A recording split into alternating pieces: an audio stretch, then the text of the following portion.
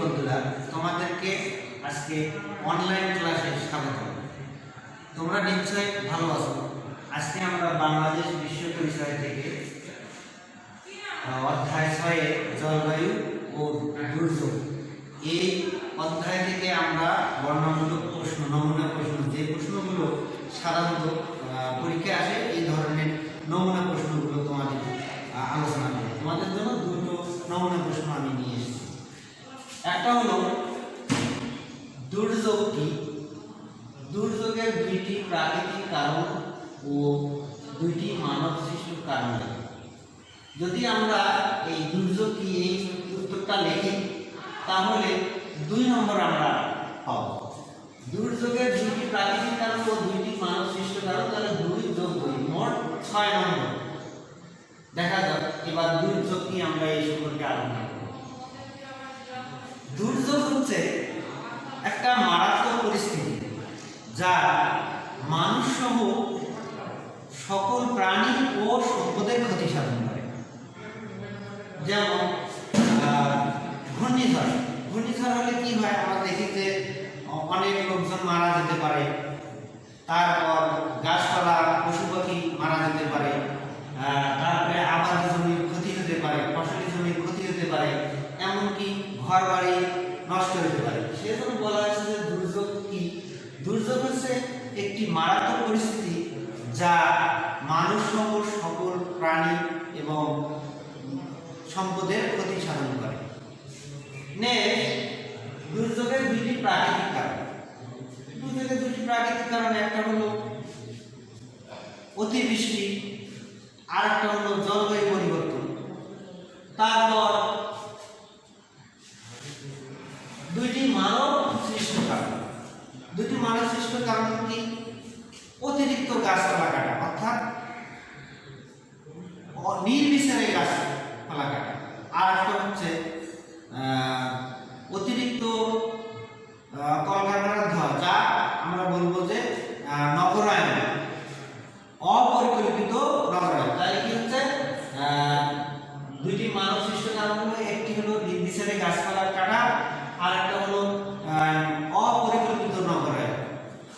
তাহলে আমরা প্রশ্নের উত্তরটা লিখতে পারি যেমন করে,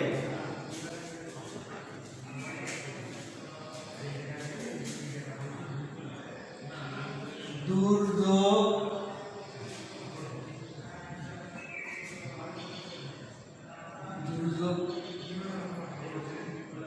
হচ্ছে এমন এক ধরনের মারাত্মক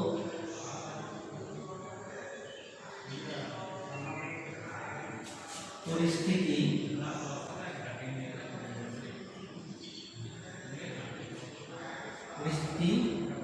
যা মানুষ সহ সকল প্রাণী ও সম্পদের ক্ষতি সাধন করে। তাহলে আমরা পেলাম যে দুর্যোগ হচ্ছে এমন এক ধরনের মারাত্মক পরিস্থিতি যা মানুষ সহ সকল প্রাণী ও সম্পদের ক্ষতি সাধন করে। নেক্সট, প্রাকৃতিক কারণ। দুটি প্রাকৃতিক কারণ।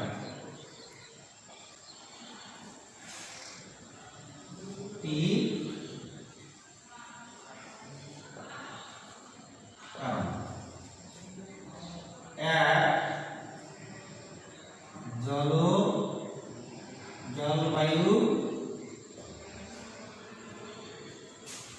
পরিবর্তন। 2 জলবায়ু পরিবর্তন। 2 অতিবৃষ্টি। অতিবৃষ্টি হলে কি হবে? বন্যা হতে পারে, প্রাকৃতিক দুর্যোগ দেখা যায় অতি বৃষ্টি। এবার আমরা নেক্সট আসবো মানব সৃষ্ট কারণ। মানব সৃষ্ট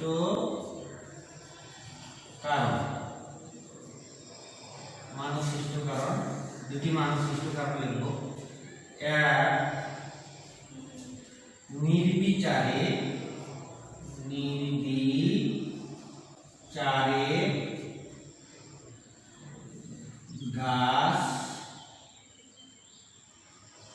গাছপালা কেটে ফেলা, কাটা। দুই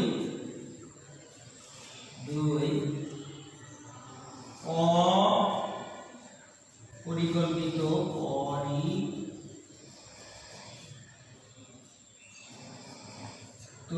নগরায়ন।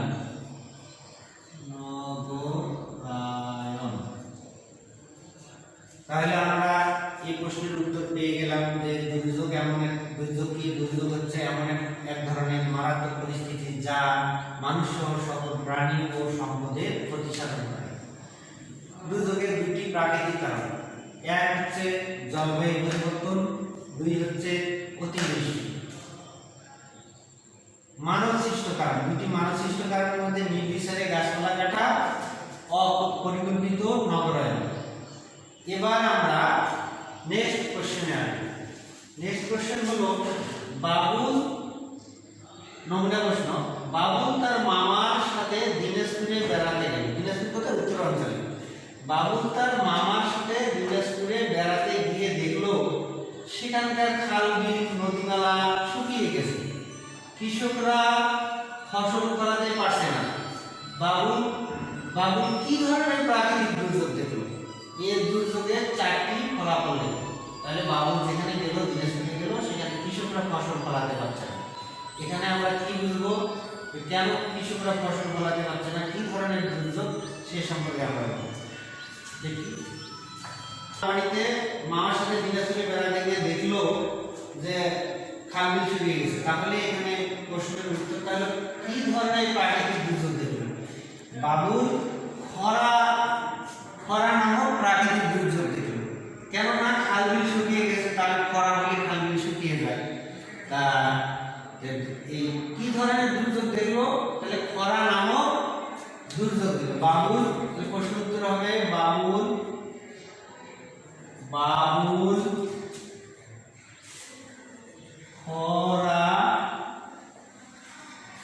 খরা নামক দুর্যোগটি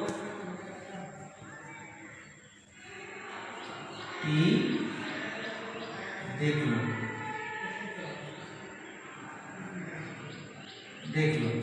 এটা তাহলে দুর্যোগটি দেখলো। নেক্সট কথা হলো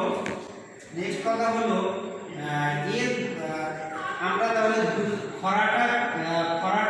খরাটা কি সেই সম্পর্কেও আমাদের একটু ধারণা দরকার আছে। খরা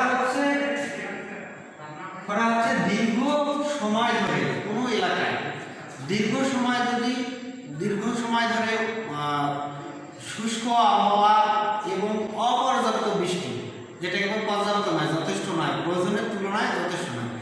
দীর্ঘকাল ধরে কোনো এলাকায় যদি শুষ্ক আবহাওয়া এবং অপর্যাপ্ত বৃষ্টিপাত হয় তাহলে সেখানে খরা দেখা যায়।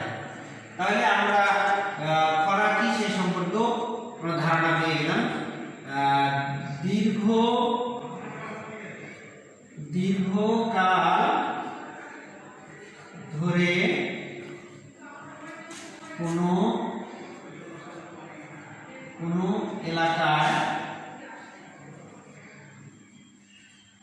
এলাকা বা দেশের এলাকায় দীর্ঘকাল ধরে কোনো এলাকায় শুষ্ক আবহাওয়া ও অপর্যাপ্ত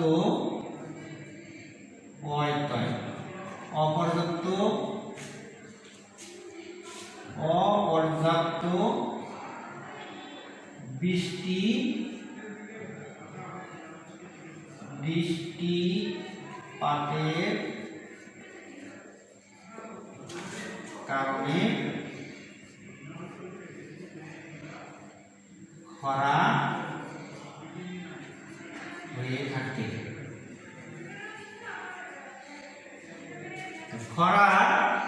খরার চারটি ফলাফল, অর্থাৎ খরা হলে কি হয়, খরার চারটি ফলাফল, চারটি ফলাফল।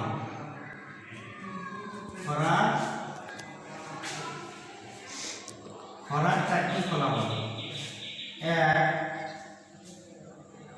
আমরা কিন্তু উদ্দীপকে দেখতে পাচ্ছি যে খাল বিল শুকিয়ে আছে, কৃষকরা ফসল ফলাতে পারছে না। এখানে তাহলে আমরা বলবো কৃষকের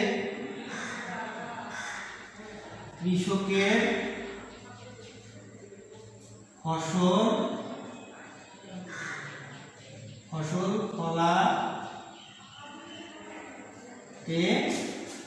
কষ্ট হয়। ফসল ফলাতে কষ্ট হয়। 2, গবাদি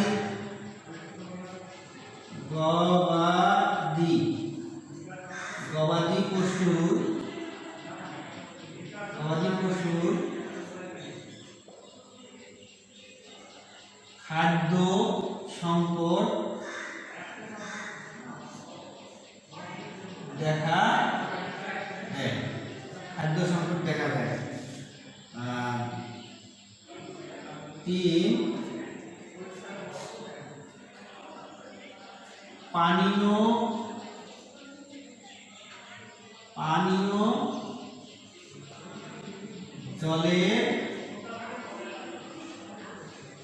পানীয়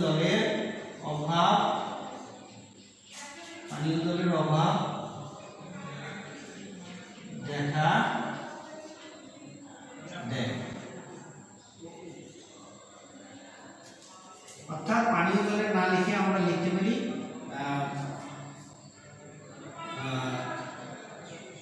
খাওয়ার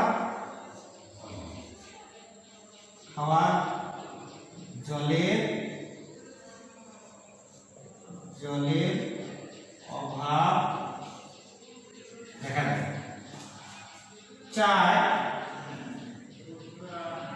4 হচ্ছে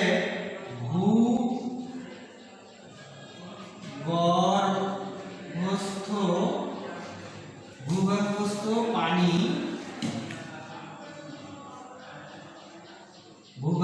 পানি স্তর নিচে নেমে যায়। ভূগর্ভস্থ পানির স্তর নিচে, অর্থাৎ মাটির নিচে আমরা যে পানি পেয়ে থাকি তার স্তর ধীরে ধীরে অনেক নিচে চলে যায়, যেখানে আমরা দেখা যাচ্ছে আমরা অতি সহজে 50 ফুট 100 ফিট মাটির নিচ থেকে পানি উত্তোলন করতে পারি।